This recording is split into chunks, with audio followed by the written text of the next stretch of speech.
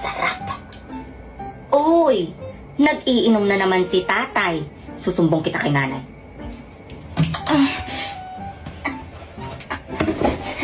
Inay, si tatay, nag-iinom ng patago dun sa may kwarto. Ano? Nasa kwarto? Teka. May rambulan na naman dito sa bahay. Ang almusal ay sigawan.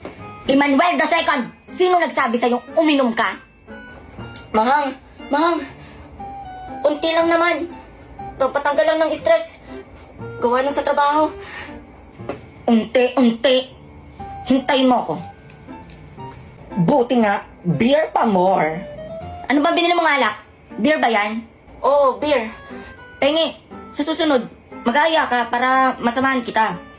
Ay, kala ko Ayon. Di lang pala inakit kaya nagalit. Teka, pasali. Oh, sure anak. Oh, ito.